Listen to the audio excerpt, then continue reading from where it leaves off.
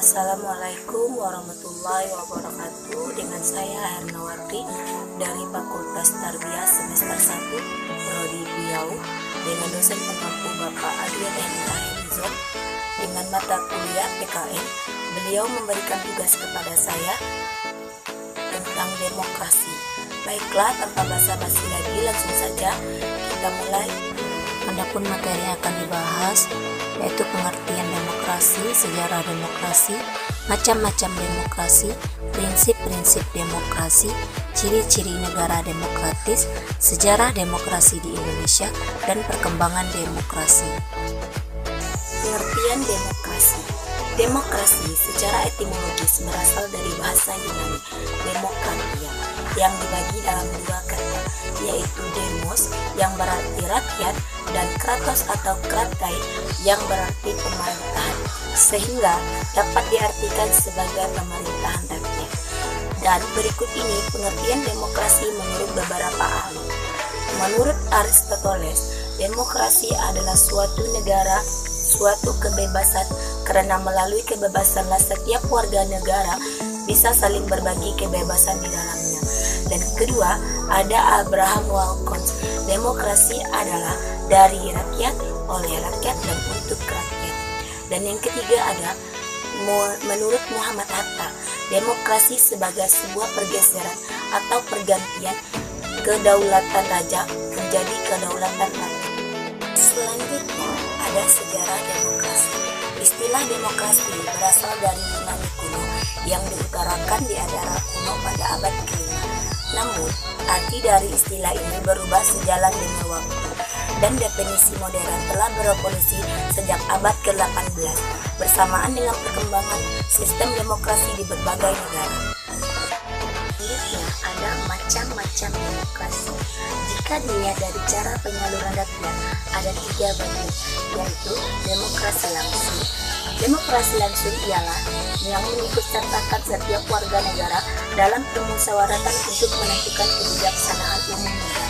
Yang kedua, ada demokrasi tidak langsung, yaitu demokrasi yang dilakukan melalui sistem perwakilan. Yang ketiga, ada demokrasi referendum, yaitu rakyat memilih wakil-wakilnya yang duduk di parlemen dalam melaksanakan tugasnya. Dan jika dilihat dari dasar paham atau ideologi yang dianut, demokrasi juga ada 3 bagian. Yang pertama, ada demokrasi liberal, yaitu demokrasi yang cenderung pada kebebasan individu atau perseorangan. Dan yang kedua, ada demokrasi komunis, yaitu cenderung kepada kepentingan umum sehingga hak-hak politik rakyat dan kepentingan perseorangan kurang diperhatikan.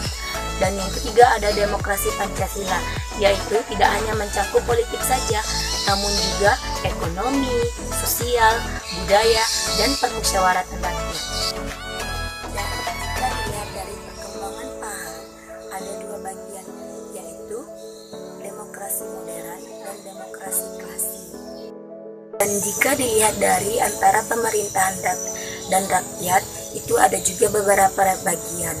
Ada demokrasi liberal, demokrasi terpimpin, demokrasi sosial, demokrasi partisipasi, dan demokrasi konstitusional. Dan yang keempat ada prinsip-prinsip demokrasi.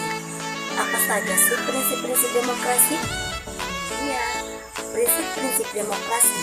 Yang pertama ada pengakuan HAM, ada pemisahan atau pembagian kekuasaan atau trias politika. Yang ketiga ada pemerintahan menurut hukum. Yang keempat ada jaminan hak individu secara konstitusional termasuk prosedurnya. Yang kelima ada pemilihan umum yang bebas. Yang keenam ada kebebasan mengemukakan pendapat. Yang ketujuh ada kebebasan berserikat dan berposisi. Yang kedelapan ada pendidikan politik kewarganegaraan atau civil education. Berikut ada pun ciri-ciri negara demokratis. Yang pertama, adanya keterlibatan warga negara atau rakyat dalam pengambilan keputusan politik baik langsung maupun tidak langsung atau perwakilan. Yang kedua, adanya persamaan hak bagi seluruh warga negara dalam segala bidang. Dan yang ketiga, adanya kebebasan dan kemerdekaan bagi seluruh warga negara. Yang keempat, adanya pemilihan umum untuk memilih wakil rakyat yang duduk di lembaga perwakilan rakyat. Berikutnya adalah sejarah demokrasi di Indonesia.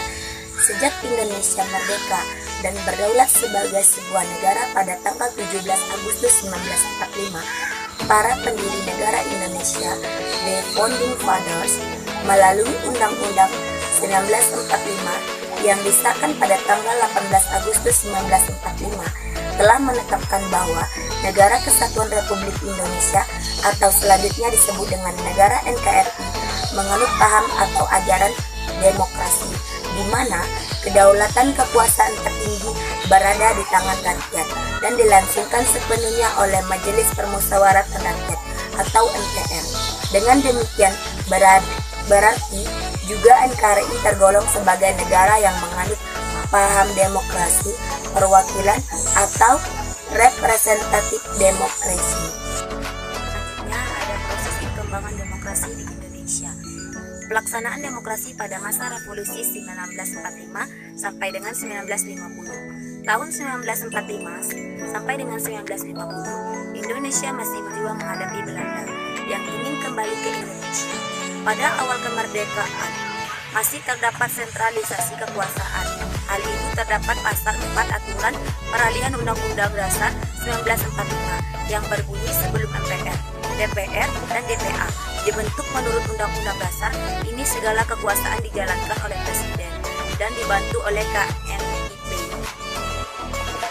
Pelaksanaan demokrasi pada masa Orde Lama, masa demokrasi liberal 1950 sampai dengan 1959, masa demokrasi liberal yang parlementer presiden sebagai lambang atau berkedudukan sebagai kepala negara, bukan sebagai kepala eksekutif.